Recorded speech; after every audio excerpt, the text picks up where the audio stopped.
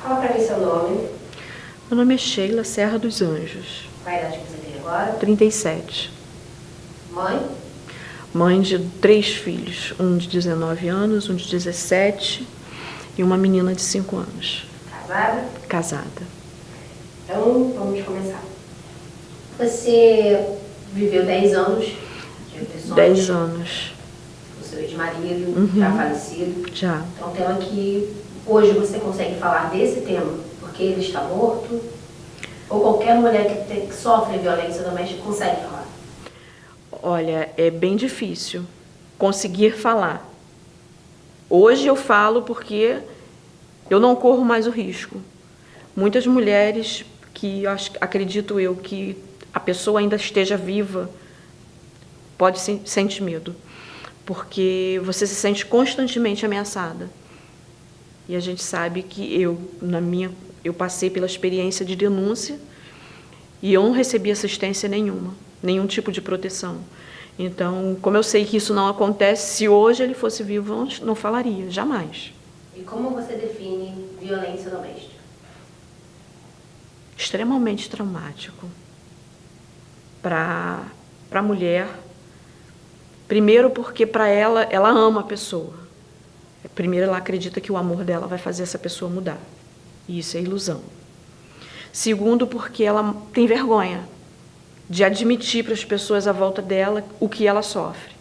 Então ela tenta manter a aparência de que aquele homem não é aquilo que ela vive. Então quando as pessoas descobrem, chega a ser um choque. Ué, mas por que você nunca falou antes? Por medo, por vergonha. Então, se no caso tem filhos, a violência ainda fica muito pior, porque a mulher acaba se humilhando muito mais para proteger os filhos. Algumas não, algumas até deixam os filhos, vão embora, mas geralmente elas acabam ficando pelas crianças.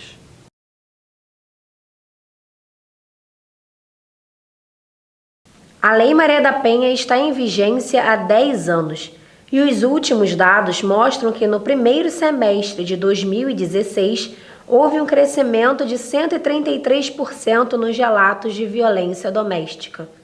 Mais assustador que esse número é só ouvir o relato de quem sofreu por 10 anos todo o volume dessa estatística.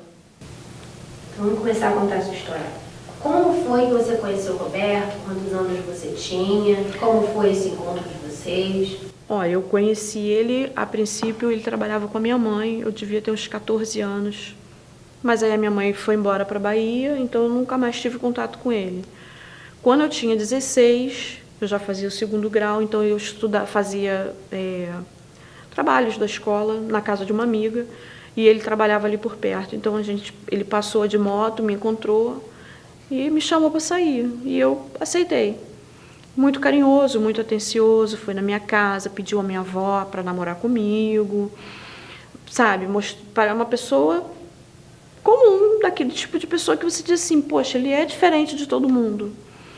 E aí, depois que eu fui morar com ele, eu fui morar com ele em março, final de março, e nos casamos no final de novembro. Eu ainda tinha 17 anos. E logo depois eu engravidei. E depois da gestação, ele mudou o comportamento. Eu acho que ele teve aquela certeza, tipo assim, agora ela é minha, ela está sob o meu domínio. E aí ele mudou completamente. Falando sobre a sua gestação, ele não podia... Ele disse para mim que não podia ter filhos. Primeiro ele disse que para ter filhos ele precisaria fazer um tratamento. E eu acreditei. Eu tinha 17 anos, mas eu era extremamente inocente com relação à sexualidade, essas coisas. Então eu acreditei nele. E eu engravidei. Depois que o meu primeiro filho nasceu, ele disse que o tratamento só valia para uma gestação. Ele teria que fazer outro tratamento. E era mentira. Eu engravidei novamente de uma gestação que ele não queria mesmo. A diferença dos filhos é? De 1 ano e 10 meses. E quando começou as agressões? Quando ele começou a mostrar o que ele realmente era? A princípio, ele era muita agressão verbal. Ele era muito ignorante, ameaçador. A primeira vez que ele me agrediu fisicamente, eu estava grávida de cerca de uns 5 meses do meu filho mais velho. Não me lembro o motivo, alguma coisa que eu fiz de errado, não me lembro. E ele me agrediu. E eu fiquei muito assustada com aquilo. E eu quis ir embora. E ele disse que eu só iria embora se a criança ficasse. E eu não entendi o que ele quis dizer com aquilo. Ele botou um vidro de Cetotec em cima da mesa e falou: você toma ele todo e você pode ir embora. Aí eu falei: mas é seu filho também, você tem coragem de matar? Aí ele: eu mato meu filho, não tenho coragem de matar você? Então, e eu naquela situação de mãe, que sempre, né, sonhou em ser mãe, eu falei: não, isso vai passar. E eu amava ele ainda. Eu achava que ele ia acabar mudando, que era uma fase. A gente acha que, tipo assim, isso não vai acontecer de novo, porque depois de toda a agressividade, violência, ele vinha, pedia desculpa, dizia que era porque estava nervoso e que aquilo não ia acontecer de novo. E você, por amor, acabei acreditando. Nessa época você não sabia que ele era envolvido com nenhum tipo de Não sabia. Não sabia. Eu sabia da violência em casa. Quando foi que você descobriu isso? Eu descobri quando eu já tinha meu segundo filho, em cerca de 2001, mais ou menos. Quando esse amigo dele, eu sentei para conversar com um amigo dele, e ele falou o que ele fazia na rua e tal. E aí o meu medo aumentou mais ainda, porque eu sabia que eu realmente corria risco de vida e os meus filhos também. E a paternidade? Como é que era a paternidade com você? Ele era um péssimo pai. Nunca se preocupou de se estava faltando comida. Muito violento com os filhos. Ele batia nos meninos, mais no mais velho, que ele dizia amar mais. Ele batia muito. Por coisas mínimas. Meu filho mais velho, ele tinha problema, eu acho que justamente por trauma, ele urinava na cama. Toda manhã era uma surra porque ele urinava.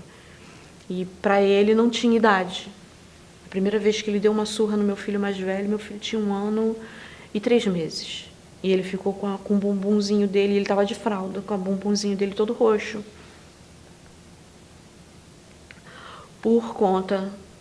Porque ele bateu com uma escova de madeira. Então...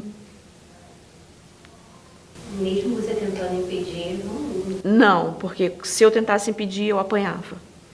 E aí, com o tempo, eu apanhava de ficar caída no chão e não ter reação. E a criança ainda apanhava, meu filho apanhava. Então, eu tinha que esperar, assistir aquela cena de violência quieta, para depois eu poder socorrer meu filho. E mesmo com os 2 meninos em casa, as agressões com você continuavam na frente das crianças. Ele tirava a minha autoridade. Ele dizia: vocês não têm que obedecer a sua mãe. Vocês não precisam obedecer a sua mãe. A educação deles ficou muito... teve muita dificuldade. Eu tive muita dificuldade para educar eles da forma que eu achava certo, porque tudo que eu falava, e depois ele dizia que não precisava ser assim. Ele queria criar 2 meninos violentos. Ele queria ensinar para os meninos: se alguém se meter com vocês, vocês têm que bater, vocês têm que fazer, vocês têm que... E eu não achava aquilo certo, porque eu queria que meus filhos fossem diferentes, e graças a Deus hoje eles são, mas você vivendo aquele momento de violência, e a gente sabe que a criança é produto do meio. E ele não tinha o menor problema em chegar em casa e dizer o que ele tinha feito na rua, na frente das crianças, e as crianças viam, ouviam. Se ele tivesse que me agredir, ele me agredia na frente das crianças sem problema nenhum. Ele agredia até a mãe dele. E ele, por ser envolvido com milícia, ele com certeza andava armado. Ele tinha uma arma. Já houve agressões com arma? Já, ele botou a arma na minha cabeça, botou a arma na minha boca. Ele já tentou me matar 2 vezes. Uma vez ele levantou a arma, eu estava numa distância de cerca de 1 metro dele, e ele atirou. Por milagre de Deus, eu senti o projétil passando bem na lateral do meu rosto, porque chegou a fazer o vento, Eu fiquei surda desse ouvido por causa disso, perdi um bocado da audição. E da outra vez ele ele ia me executar mesmo. Ele me levou para o quintal e botou a arma na minha cabeça e puxou o gatilho. Só que eu sei dos termos porque eu ouvia ele falando. A agulha do cão da arma quebrou, por isso a arma não disparou. Aí eu apanhei, levando coronhadas. Tentou denunciar alguma vez? Tentei. Quantas vezes? Uma vez. Uma vez. Levei muito tempo para tomar coragem, porque o medo é sufocante. O medo faz a gente não conseguir se mover. E eu tomei coragem para fazer uma denúncia anônima. Mas eu fui à delegacia, mas eu queria que a denúncia fosse anônima. Ele ficou preso 18 dias.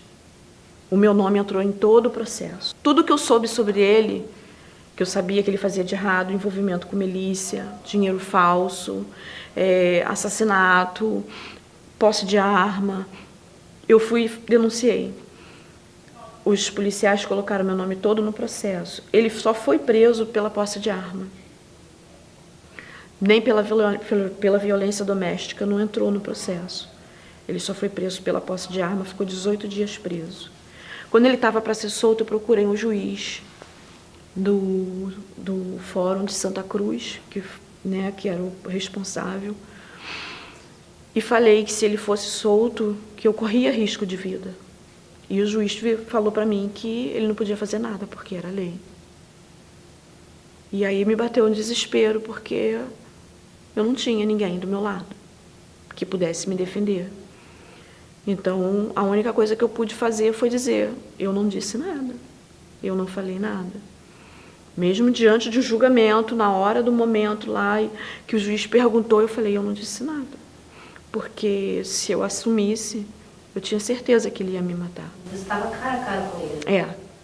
Era o juiz de um lado, ele do outro, os policiais que tomaram meu depoimento, cujo eu pedi para ser anônimo, e eu falei que não tinha dito nada. Então, depois da denúncia, o julgamento, ele foi preso, você se viu abraçada? Não, pelo contrário. Pela lei, nem um pouco? Não, porque ele voltou para casa, porque eu vivi casada como esposa dele durante 4 anos. Depois que o meu segundo filho nasceu, quando meu filho tinha cerca de 7 meses, ele trouxe uma criança para morar, que era filho dele, mas eu não sabia. A história que eles me contaram foi de que, porque eu sempre gostei muito de criança, e o meu sonho sempre foi adotar uma criança. E a mãe dele trabalhava no hospital, e ela disse que reservou uma criança lá para mim, que tinha sido abandonada. E aquilo mexeu comigo, porque eu fiquei imaginando uma criança abandonada no hospital, precisa de um lar, poxa. E eles trouxeram a criança e eu abracei aquela criança como meu filho. E a denúncia que eu fiz foi até bem depois do caso dessa criança. Então, quando a criança chegou na minha casa, que eu olhei para ele, era um menino, era a cara do meu filho mais velho. Então, dentro de mim, eu sabia que era filho dele. Mas eu imaginei que a mãe não quisesse essa criança. Então, eu não quis mais nada com ele. As últimas vezes que nós tivemos relações, eu fui violentada, porque eu já não queria mais, mas ele me forçava. Até que eu tomei algumas atitudes que para ele desagradava, como eu tinha o cabelo muito comprido e ele dizia que mulher para ele tinha que ter cabelo longo. Então eu fui e cortei meu cabelo bem curto, praticamente de um homem. E ele nesse dia foi até o salão, disse que para ele agora eu já não era mais uma mulher. E era tudo que eu queria, para ele não me violentar mais. E então a partir daí, desse menino que veio morar comigo, passou a ser meu filho. Ele registrou essa criança no meu nome, como meu filho. A mãe dele conseguiu um papel, como se eu tivesse tido a criança em casa, e registrou a criança no meu nome. E E eu criei essa criança como meu filho, amamentei, porque eu ainda tinha leite do meu segundo filho, eu amamentei. E a violência só foi aumentando, tanto contra mim como para as crianças, inclusive com esse bebê. Ele agia com esse bebê como se não fosse filho dele. Tira essa criança de perto de mim. Eu não quero ver esse garoto chorando. Eu não suporto esse menino. Mas era filho dele. E quando a mãe da criança, você descobriu quem era a mãe da criança? Olha, eu recebia telefonemas lá em casa, anônimo. Aí, nesse telefonema, foi muito rápido, a gente conversou muito. E eu perguntei por que ela me ligava. Ela dizia que ligava só para poder ouvir o bebê dela chorando. Aí eu falei, mas você não deu ele porque você quis? Ela, não. Ele me obrigou a dar. Ele fez de tudo para eu abortar até o último dia de gestação. Desde remédios a espancamento, chutes na barriga, todo tipo de violência para que ela perdesse a criança, mas ela não perdeu. E já tinha uma família escolhida para pegar essa criança quando ela nascesse. E na hora, a mãe dele falou assim, por que você não leva para Sheila? Ela sempre quis uma criança. Ela trata tão bem os meninos, por que você não leva para ela? Pelo menos você vai saber onde seu filho está. E aí ele resolveu trazer para mim, assim, foi rápido. Aí eu marquei com ela, dela ir lá em casa, porque ele tinha saído com a mãe dele para longe. Aí ela foi até lá em casa, me mostrou a ultrassonografia, a certidão de nascimento, tudo direitinho que realmente... E aí eu vi que era realmente mãe dele. A partir daquele momento, eu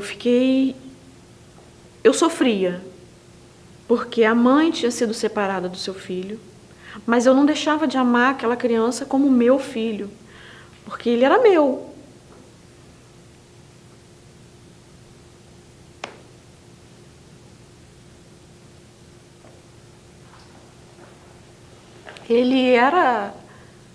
Ele não saiu do meu ventre, mas ele nasceu do meu coração, e quem tem um filho adotivo sabe o amor que é você ter uma criança assim.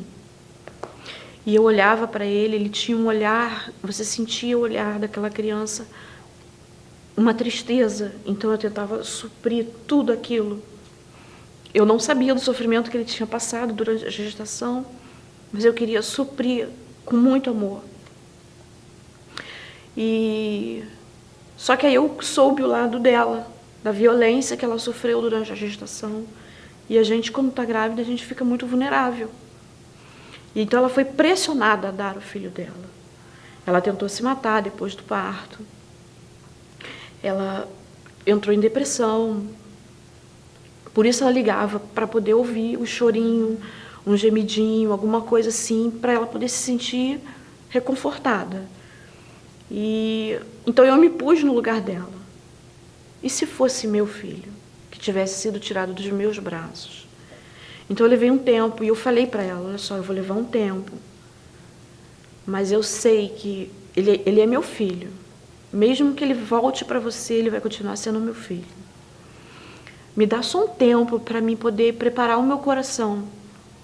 E ela falou, não, eu também preciso de um tempo, porque ele não pode saber que a gente se tornou amigas. A gente se falava escondido pelo telefone. E um dia eles tiveram uma briga, e ele agrediu ela muito, muito, ela ficou muito machucada, mas ele também ficou bem machucado, e ele resolveu abrir o jogo, para mim. Eu fingi que não sabia de nada. E ele falou, olha, essa criança é filha da Maria, e a Maria está comigo já há um tempo, a gente teve uma briga, arruma as coisas dele porque eu vou levar ele de volta para a mãe dele.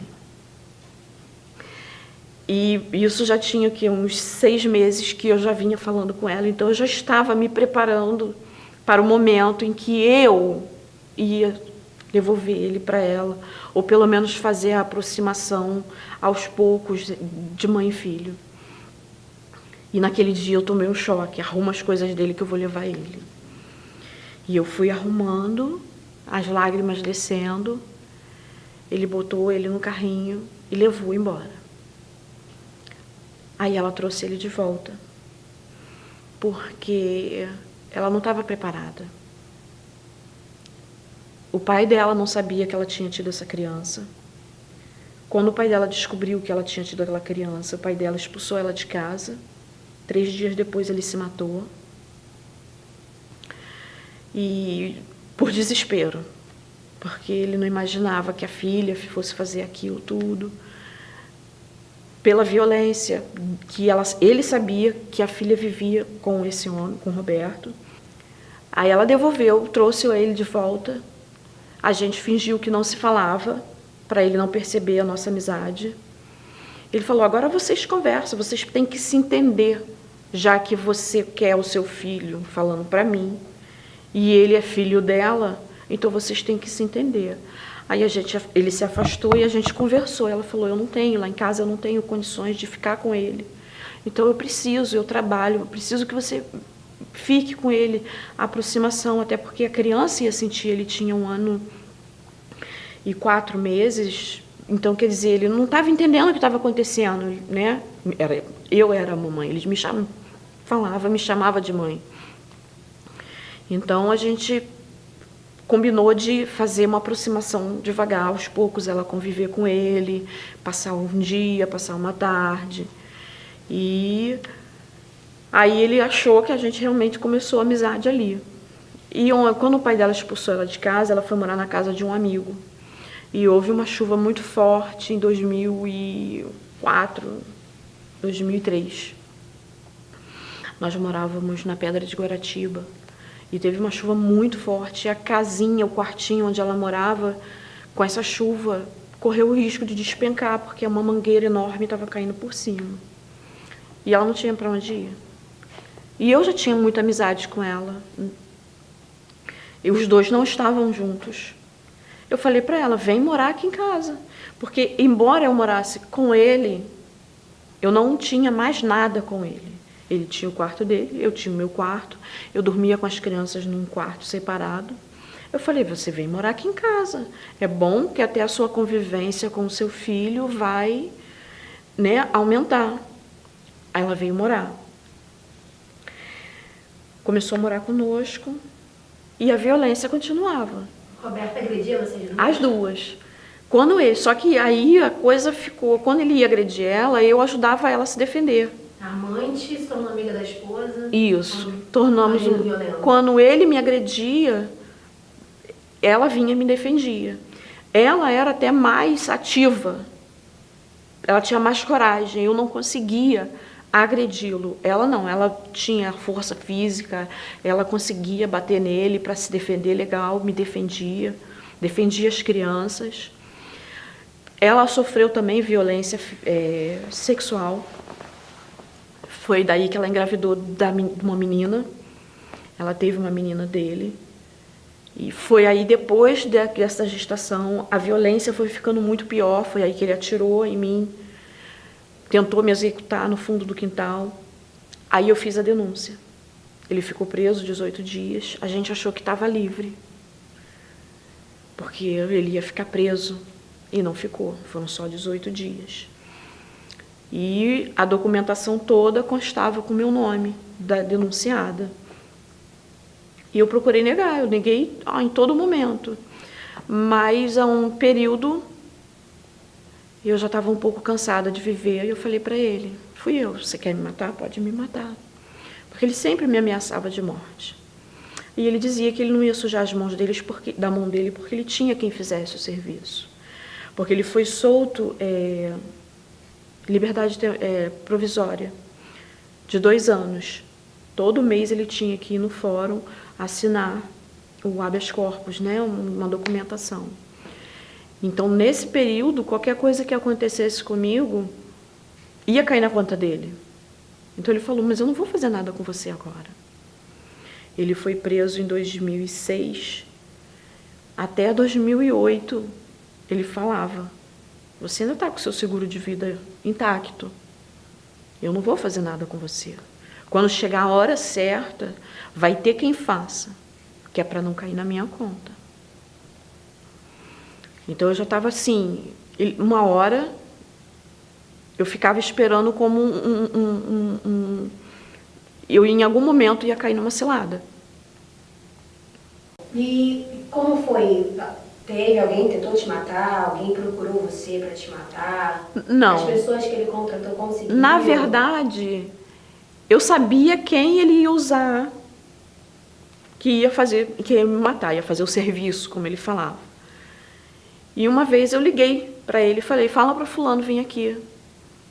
Fulano não quer a minha cabeça? Você não vive falando que fulano quer a minha cabeça? Fala para o fulano vir aqui. E ele ficou com medo. Eu senti que ele realmente ficou com medo, porque a minha intenção era entregar a minha cabeça, porque eu queria morrer. Aí ele falou para mim, ué, o que você quer? Tá querendo se prostituir? Eu falei, você sabe que eu nunca fui disso. Você foi o único homem com quem eu tive na minha vida. Você disse que ele quer a minha cabeça, eu quero entregar a minha cabeça. Eu quero que ele me mate. Mas só que o tempo de liberdade provisória dele ainda não tinha acabado. Foi por isso que ele ficou com medo. Aí, antes disso, essa pessoa acabou morrendo numa emboscada por causa de guerra de milícia, posse de território, essas coisas assim. Essa pessoa morreu. Ele entrou em desespero, porque ele que era a garantia dele dentro da milícia. E depois que ele morreu, ele ficou meio perdido. E aí ele acabou depois sendo assassinado. Como foi a reação de descobrir a morte do Roberto? Olha, As crianças, você lembra como foi o dia? Ele saiu de casa dia 11 de abril para uma festa. E sempre ele chegava muito bêbado em casa, ele costumava ligar para mim abrir o portão. Eu era empregada dele, para abrir o portão, para ele poder entrar com o carro, com a moto, com o que fosse que ele estivesse usando no dia, que eram roubadas. E nesse dia, aí já era madrugada do dia 12, né, de abril, o telefone meu tocou e eu vi que era ele. Eu atendi, o que é? Aí era a voz de uma mulher dizendo, quem está falando é a esposa do Roberto? Eu falei, olha só, esposa não. Eu pensei até que era uma amante, uma mulher dele, alguma coisa assim. Eu falei, esposa não, eu sou a mãe dos filhos dele. Mas eu não estou para brincadeira, para piadinha, nem nada disso, até porque eu não tenho mais nada com ele. Ela falou, não, eu só estou ligando para avisar que o Roberto morreu. E eram umas 6 horas da manhã, eu estava dormindo, eu me sentei na cama. Desculpe a vontade de rir, mas é que na hora eu achei que era uma piada. E eu falei assim, só um minutinho. Afastei o telefone, olhei para os lados para ver se eu estava realmente dormindo ou se eu estava acordada. Voltei ao telefone e falei, você pode repetir? Aí ela, olha, o Roberto morreu, mataram ele e alguém precisa vir reconhecer o corpo. Na hora eu pensei assim, é uma cilada para mim. Ele quer que eu saia de casa para ele poder me matar. Aí eu falei, tá bom, onde está o corpo? Aí me deram o endereço. Eu levantei, morávamos numa casa. Eu, essa minha amiga que foi mulher dele, a mãe dele e as 4 crianças. Os meus 2 filhos e os 2 filhos dela. E cada uma tinha o seu quarto. Eu tinha o meu quarto, a mãe dele tinha o quarto dela, a menina, a Maria, tinha o quarto dela, ele dormia na sala. Porque nós só vivíamos debaixo do mesmo teto pela questão da ameaça e o medo. Eu levantei, chamei a mãe dele, falei, Roberto morreu. Chamei a menina, avisei. Aí ela, na hora, também não acreditou muito. E eu falei para ela, olha, se eu demorar muito, você pode chamar a polícia e avisar, porque ele me matou. A mãe dele foi comigo, nós reconhecemos o corpo. Na hora, eu já fiquei com medo, porque eu pensei que as pessoas que tinham matado ele fossem fazer uma queima de arquivo. E que eu e a minha família iam entrar no bolo. E aí começaram outros problemas psicológicos. Fiquei com mania de perseguição, eu tinha medo de sair de casa, eu tinha medo de ficar em casa. Eu só ficava dentro de casa com a casa toda trancada, janelas, cortina fechada, tudo trancado. Se alguém chamasse no portão, eu já tremia toda. de medo que alguém viesse procurar matar todo mundo, porque eu não sabia o que ele falava na rua. Eu sei o que ele fazia de errado na rua, porque ele chegava em casa contando vantagem do que tinha feito, porque ele era, porque ele fazia, porque ele acontecia. Mas eu não sabia o que ele falava na rua, porque afinal de contas ele morava com 2 mulheres, né? Então, vai que essas 2 mulheres eram parceiras dele no crime, eu não sei. Então, o medo tomou conta de mim. São problemas psicológicos que me perseguem até hoje. Hoje você faz tratamento? Quais são as doenças que você tem psicológicas desse trauma? Eu desenvolvi depressão, agravou a minha depressão, porque eu já tinha depressão desde a infância, agravou a depressão, desenvolvi síndrome do pânico, desenvolvi toque, ansiedade. Hoje eu faço tratamento com psiquiatra, acompanhamento, tomo medicação, tudo por conta de tudo que eu vivi. Diária, você está usando medicação diária? Diariamente. E como está a sua vida hoje? Você casou novamente? Custei a conseguir aceitar casar novamente, mas casei. Graças a Deus, ele é um homem totalmente diferente, é um homem maravilhoso.